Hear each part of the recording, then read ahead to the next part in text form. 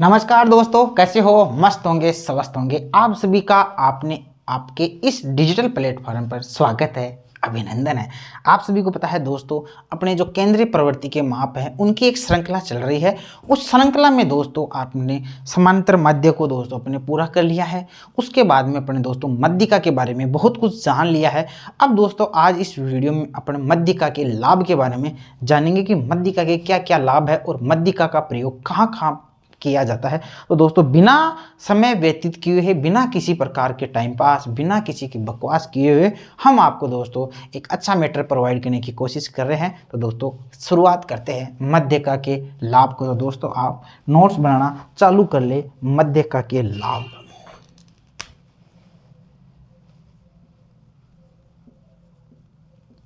मध्यिका के लाभ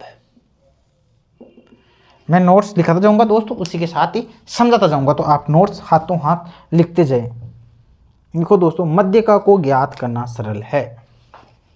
एक नंबर पॉइंट लिखेंगे दोस्तों आप, मध्यिका को ज्ञात करना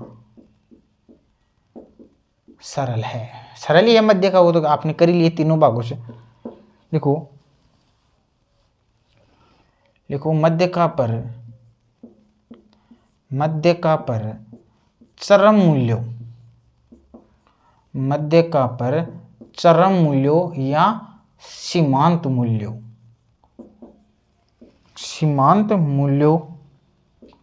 सीमांत मूल्य है दोस्तों, ध्यान रखना। मध्यिका पर चरम मूल्यों का न्यूनतम प्रभाव पड़ता है। मध्यिका पर दोस्तों तो चरम मूल्य है, चरम मूल्य मैंने आप समझा चुका हूं। अंत वाले चरम मूल्य जैसे इस प्रकार मध्यिका है 2, 3, 500 है ना, 4। तो दोस्तों इन चरम मूल्यों का दोस्तों इन पर बहुत कम प्रभाव पड़ता है, न्यूनतम प्रभाव पड़ता है। जैसे इस चीज की मध्यिका निकालनी हो तो दोस्तों 4, 3, 7 को जोड़ दो तो इसकी मध्यिका क्या आ गई, 3.5 आ गई। तो इसका कोई प्रभाव ही नहीं पड़ता, न्यूनतम प्रभाव पड़ता है मध्यिका पर। लेकिन इसी का दोस्तों आप समांतर मध्य ज्ञात करते दोस्तों इसका प्रभाव पड़ता, क्योंकि दोस्तों पर उसका समांतर मध्य चेंज हो जाता। जैसे इनका ही निकालते आप समांतर मध्य, 2 का 3 का 4 का 4, 3, 7 और 2 9, तो 3 ही आता। लेकिन दोस्तों जैसे 500 जुड़ गए तो ये 509/4, तो दोस्तों समांतर मध्य बहुत ज्यादा बढ़ जाता। तो दोस्तों चरम मूल्यों का मध्यिका पर क्या प्रभाव पड़ता है, न्यूनतम प्रभाव पड़ता है। तीसरा पॉइंट आप लिखेंगे दोस्तों, तीसरा पॉइंट आप लिखेंगे दोस्तों,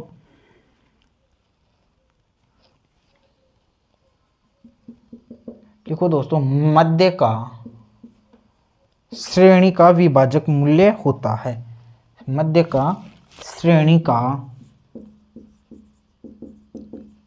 विभाजक मूल्य होता है जो श्रेणी को 2 भागों में बांटता है, जो श्रेणी को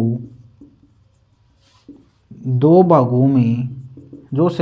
भागों में बांटता है।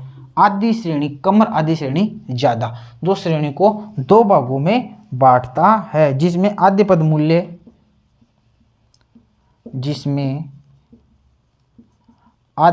मूल्य मध्यिका से छोटे होते हैं, छोटे व आधे पद मूल्य मध्यिका से बड़े होते हैं। समझ गए होंगे दोस्तों, मध्यिका आप समझ गए होंगे। अपने निकाला मध्यिका बीच का होता है, तो आधे पद मूल्य इससे छोटे और आधे पद मूल्य इससे बड़े होते हैं। चरम मूल्यों का प्रभाव नहीं पड़ता है, मध्यिका को ज्ञात करना भी सरल है। इन चीजों को दोस्तों अपन ने हल कर लिया है। अब दोस्तों अपन इसके आगे नेक्स्ट हल करते हैं मध्यिका का। और कोई प्रयोग है तो लिखो दोस्तों। मध्यिका ज्ञात करने के लिए कल ही बताया था, संचयी आवर्ती वक्र का प्रयोग किया जाता है। लिखो दोस्तों, मध्यिका ज्ञात करने के लिए, मध्यिका ज्ञात करने के लिए संचयी आवर्ती वक्र का प्रयोग किया जाता है। प्रश्न आ जाएगा एग्जाम में कि मध्य का ज्ञात करने के लिए किस वक्र का प्रयोग किया जाता है, तो दोस्तों आप कहेंगे कि मध्य का ज्ञात करने के लिए संचयी आवर्ती वक्र का प्रयोग किया जाता है। इसके आगे लिखेंगे संचयी आवर्ती वक्र को दोस्तों अपन ओझाई वक्र भी बोलते हैं या तोरण वक्र भी बोलते हैं। तो 900 1 2 3 4 5 6 पॉइंट में लिखो दोस्तों, लिखो दोस्तों संचयी आवर्ती वक्र को, संचयी आवर्ती वक्र को ओझाई वक्र या तोरण वक्र भी बोलते हैं। ये बड़ा मोस्ट क्वेश्चन है, दोनों एग्जाम में छपने वाले क्वेश्चन है, इंपॉर्टेंट है, वेरी मोस्ट। मध्य का ज्ञात करने के लिए संचयी आवर्ती वक्र का प्रयोग किया जाता है और दोस्तों संचयी आवर्ती वक्र को ओझाई वक्र या तोरण वक्र भी कहते हैं। दोस्तों इसके आगे कुछ और पॉइंट है, उनको अपन लिख लेते हैं।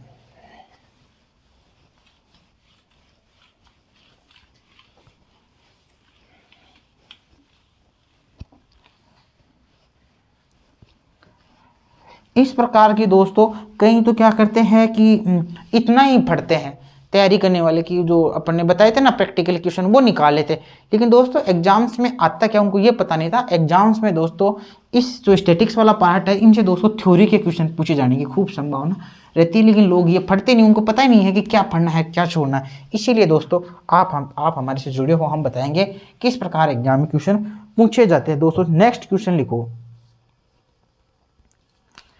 कौन सा पॉइंट था दोस्तों आप लिख लेना, लिखना संचयी आवर्ती वक्र, संचयी आवर्ती वक्र निम्न दो प्रकार के होते हैं। संचयी आवर्ती वक्र दोस्तों निम्न दो प्रकार के होते हैं। कौन कौन से होते हैं भी मैंने बता दिया था दोस्तों, लिखो से कम संचयी आवर्ती वक्र, एक है दोस्तों से कम संचयी आवर्ती वक्र। कौन सा दोस्तों, से कम संचयी आवर्ती वक्र। कैसा होता है दोस्तों, बढ़ता हुआ होता है। लिखो दोस्तों बढ़ता हुआ होता है। यह वक्र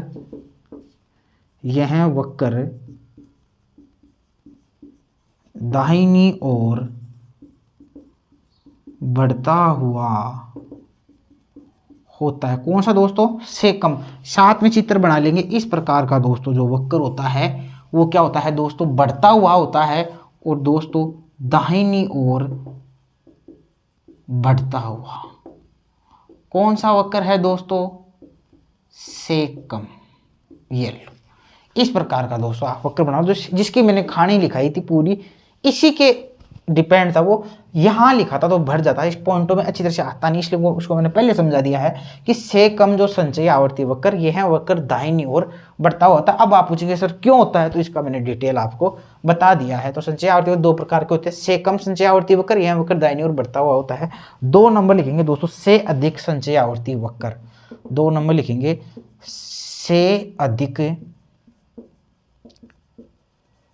से अधिक संचयी आवर्ती वक्र।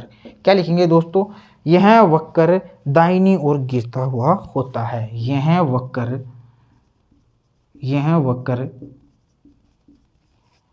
दाहिनी ओर गिरता, ये गिरता है दोस्तों, ध्यान रखना, ये गिरता हुआ होता है। कैसे गिरता हुआ होता है दोस्तों, मैंने बता दिया था आपको। इस प्रकार दोस्तों ये गिरता हुआ आपका होता है। तो आप लिखेंगे नीचे गिरता हुआ, या नीचे दाईं ओर गिरता हुआ, एक ही बात है, नीचे गिरता हुआ होता है। और इस चित्र से आप समझ में आएगा आपको सारा डिटेल से। ये दोस्तों आपके समझ में आ गया होगा।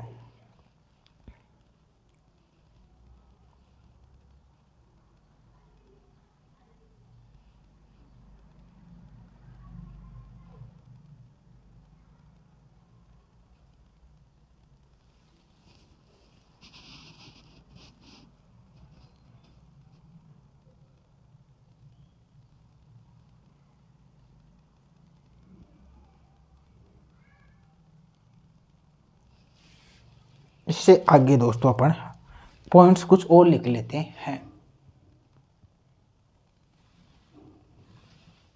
नेक्स्ट पॉइंट आप लिखेंगे दोस्तों, मध्य का एक निश्चित स्पष्ट माध्य है।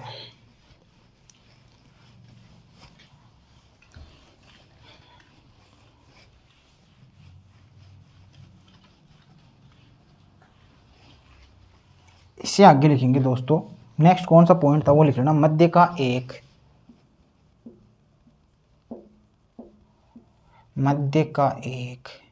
निश्चित एवं स्पष्ट माध्य, मध्य का एक निश्चित एवं स्पष्ट माध्य है। तो कौन सा निश्चित नहीं है, कौन सा है, फिर ऐसा कौन सा माध्य है जो दोस्तों निश्चित नहीं है, स्पष्ट नहीं है? तो दोस्तों वो है बहुलक। देखो दोस्तों, प्रत्येक श्रेणी से, इसमें देखो, प्रत्येक श्रेणी से मध्य का ज्ञात की जा सकती है किंतु बहुलक से नहीं ज्ञात की जा सकती। देखो दोस्तों, प्रत्येक श्रेणी से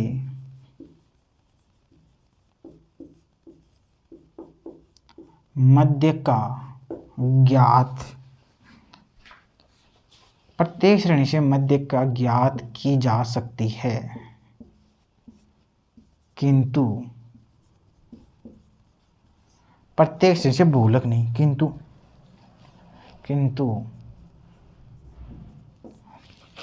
प्रत्येक श्रेणी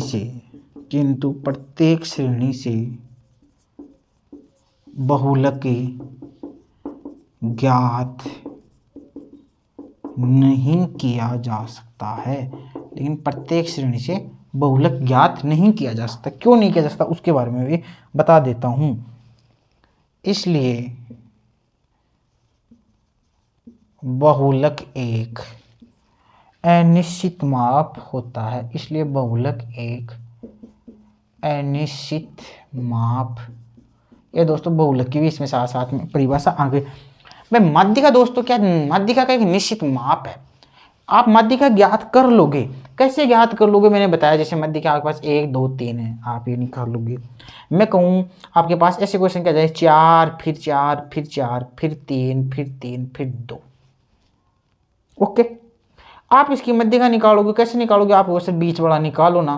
तो देखो अब जैसे इसमें कितने आ गए, 3 3 6 मान लो, एक और मान लो, जैसे 7 मान लो, ये 7 हो गया। तो इसको मेरे को क्रम से लगाना पड़ेगा, 1 लिख लो मान लो। अब दोस्तों कौन सा आएगा बीच में? तो आप सर 2 इधर से काटो, 2 इधर से काटो, 1 इधर से, 1 इधर से, बीच वाला कौन सा आ गया? 3 आ गया। लेकिन दोस्तों आपके पास बहुलक की कोई श्रृंखला आ गई, जैसे बहुलक निकालो। जैसे मैं कहूँ 4 2 बार, ठीक है, फिर 1 भी 2 बार और फिर 2 भी 2 बार। अब बताओ इनमें बहुलक कौन सा? मैं ऐसे कह दूं, अब बताओ बहुलक कौन सा? 1 फिर 2 2 बार, 3 3 बार और 8 मान लो, 8 8 ये 4। अब बहुलक कौन सा होगा? तो बहुलक कौन सा था जो ज्यादा बार आता है वो बहुलक होता है। तो दोस्तों यहाँ बहुलक 8 हो गया। लेकिन यहाँ बहुलक क्या हो गया? 4 भी 2 बार, 1 भी 2 बार, 2 भी 2 बार। तो बहुलक में इस समय गड़बड़ होता काम इस समय गड़बड़ होता था कि सारे बराबर हो गए। इसलिए दोस्तों बहुलक एक अनिश्चित माप है।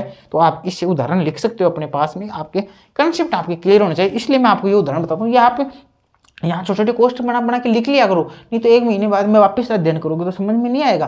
तो मेरा वीडियो देख लेना क्लिक करके, किसने कैसे समझाया था इस चीज़ को। आप कॉपी में लिख लो, ऐसे बहुत टाइम वेस्ट हो जाएगा आपका। तो मध्य का एक निश्चित व स्पष्ट माध्य है। प्रत्येक श्रेणी से मध्य का ज्ञात किया जा सकता है किंतु प्रत्येक श्रेणी से बहुलक ज्ञात नहीं किया जा सकता।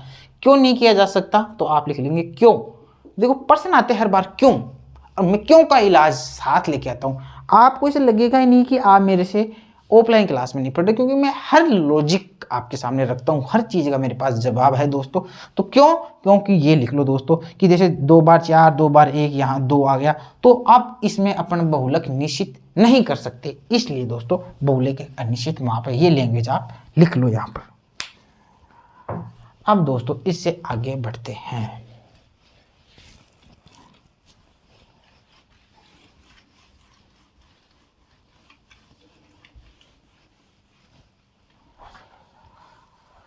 देखो गुणात्मक तथ्यों में उपयुक्त, ये बड़ा मोस्ट है। एक सेकंड दोस्तों, देखो दोस्तों गुणात्मक तथ्यों जैसे, गुणात्मक तथ्यों जैसे, गुणात्मक तथ्यों जैसे सुंदरता, योग्यता, बुद्धिमत्ता आदि में। गुणात्मक तथ्यों जैसे सुंदरता, योग्यता, बुद्धिमत्ता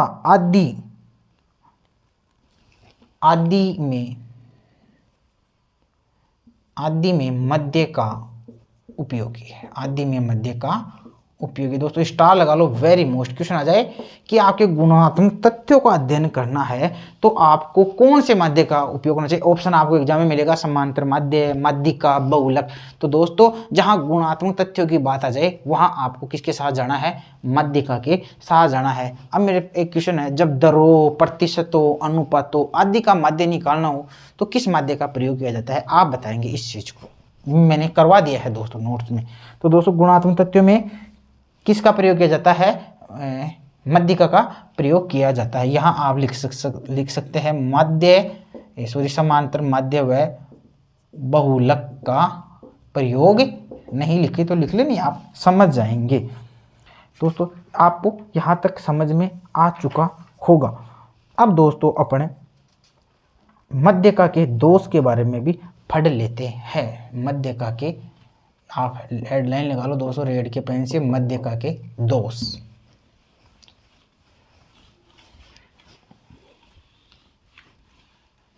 अब दोस्तों अपना अध्ययन करेंगे माध्यिका के दोष पे। माध्यिका के दोष क्या क्या है उनके बारे में दोस्तों अपन अध्ययन कर लेते हैं। लिखो दोस्तों, पहला लिखो। पहला दोष तो क्या होता है कि तो मध्य का ज्ञात करते हैं ना, तो दोस्तों उसको अपन को क्या करना पड़ता है, आरोही या अवरोही क्रम में लगाना पड़ता है। तो सबसे बड़ी तो समस्या यही है माध्यिका की। तो लिखो दोस्तों, माध्यिका निकालने के लिए उसको आरोही या अवरोही क्रम में रखना पड़ता है। लिखो दोस्तों माध्यिका के क्या क्या दोष है। लिखो दोस्तों, माध्यिका को ज्ञात करने से पूर्व है, माध्यिका को ज्ञात करने से पूर्व है, माध्यिका को ज्ञात करने से पूर्व है पदों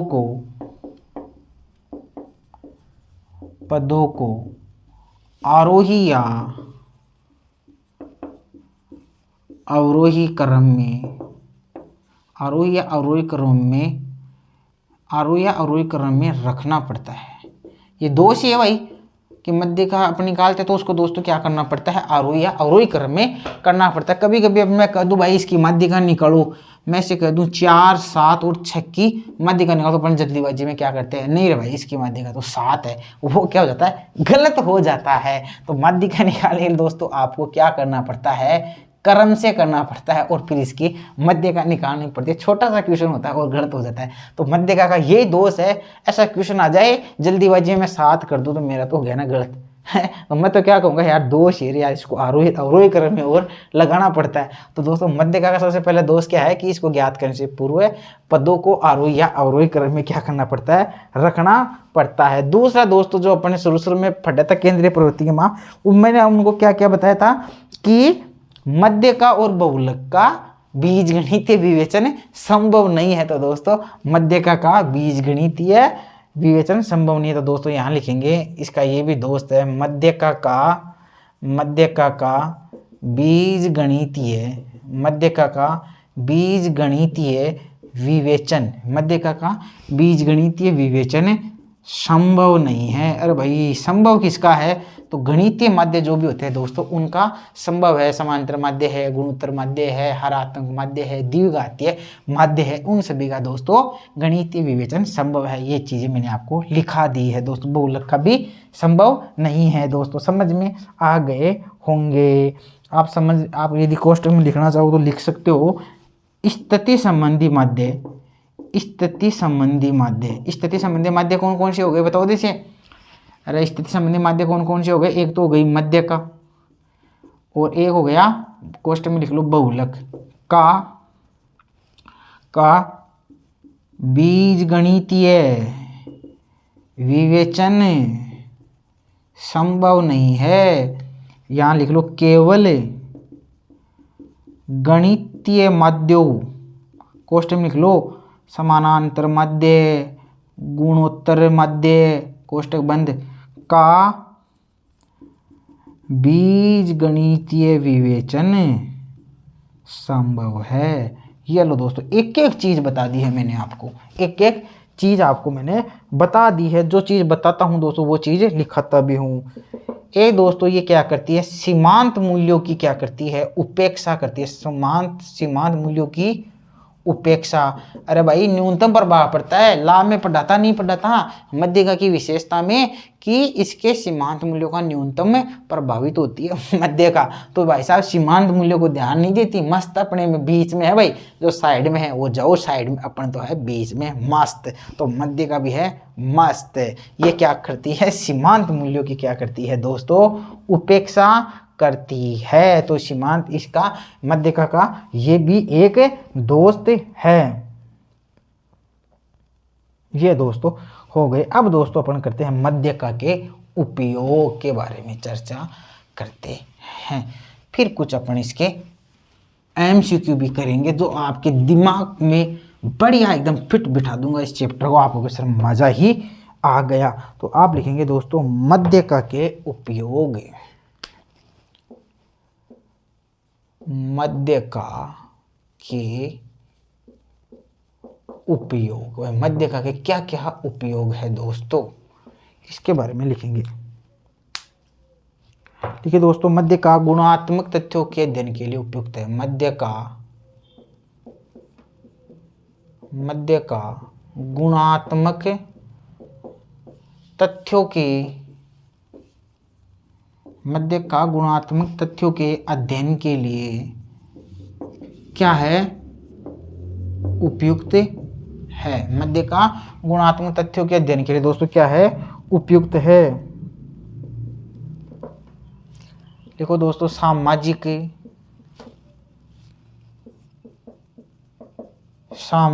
समस्याओं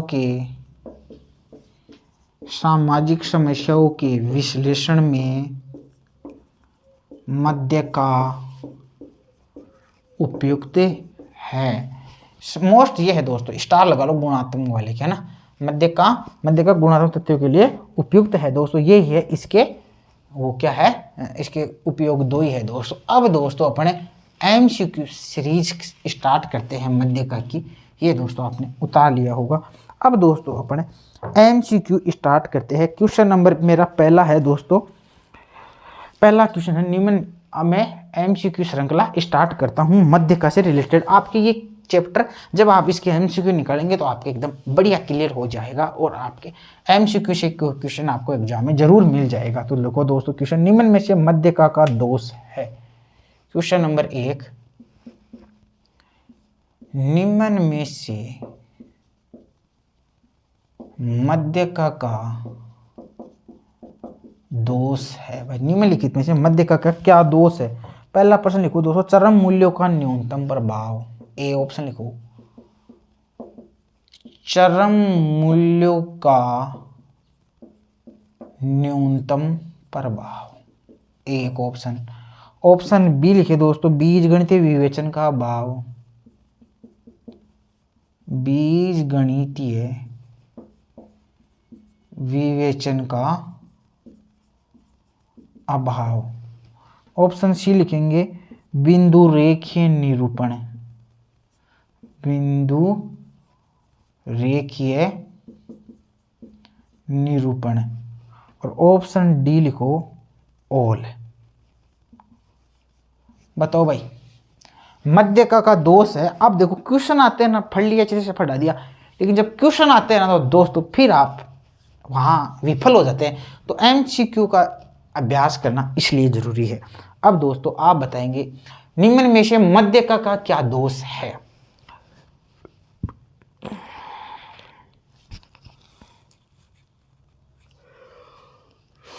बताएंगे।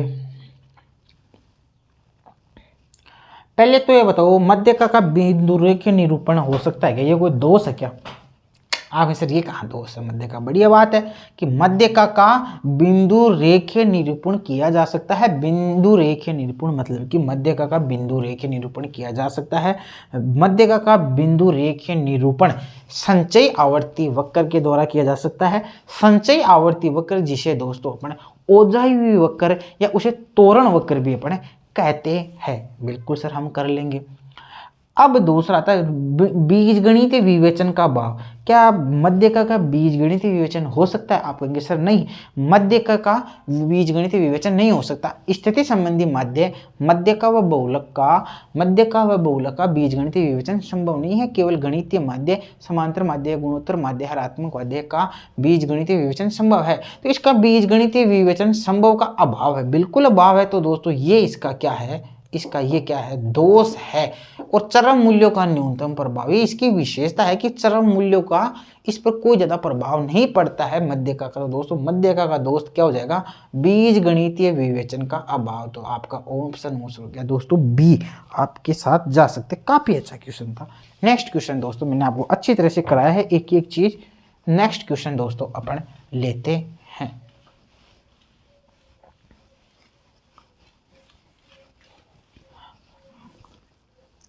नंबर 2 लिखिए, निम्न में से मध्यका का दोष नहीं है। ये क्वेश्चन और ही बढ़िया है।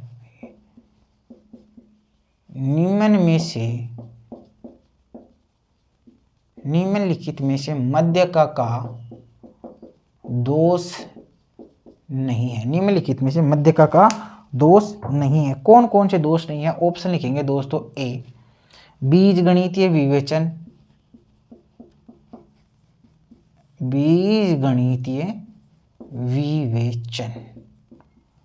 ऑप्शन बी सीमांत मूल्यों की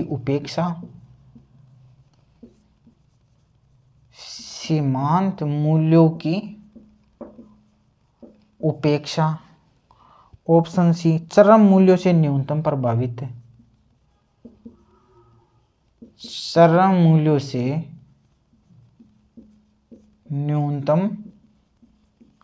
प्रभावित, और ऑप्शन डी अनियमित आवृत्तियों में निर्धारण संबंधी कठिनता। सीधा लिख लो, निर्धारण संबंधी कठिनता।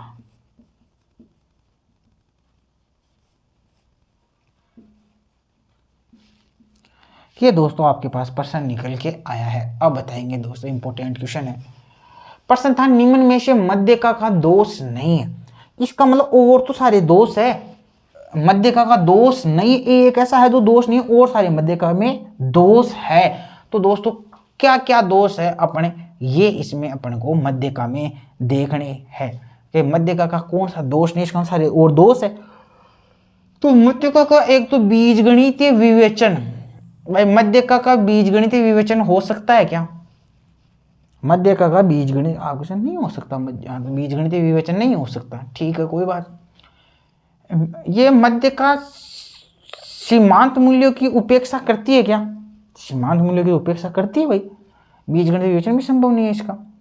चरम मूल्यों से न्यूनतम प्रभावित, चरम मूल्यों से न्यूनतम प्रभावित होती है, तो बात सही है। और ये इसकी दोस्तों क्या है, विशेषता है। ये इसका दोष नहीं है कि चरम मूल्य से न्यूनतम प्रभावित होती है, ये इसकी विशेषता है दोस्तों। तो इसका मतलब ये तो इसका क्या है, ये तो इसका दोष नहीं है। प्रश्न ये भी था दोष नहीं है, तो इसका मतलब बीजगणितीय विवेचन है क्या इसका? ये तो इसका होता ही नहीं है, तो ये तो क्या इसका दोष है। सीमांत मूल्य की उपेक्षा करती है, बिल्कुल उपेक्षा करती है, दोष है। निर्धारण संबंधी कठिनता, निर्धारण में दोस्तों इसमें क्या जाती है, कभी कभी कठिनता जाती है। वैसे मध्य को ज्ञात करना दोस्तों सरल है। इसका आप पूरा ऑप्शन लिखिए फिर तो दोस्तों, अनियमित आवर्तियों में निर्धारण संबंधी कठिनता, यहां ओ लिख ले, आप कंफ्यूज हो जाएंगे ऐसे। तो अनियमित आवर्तियों में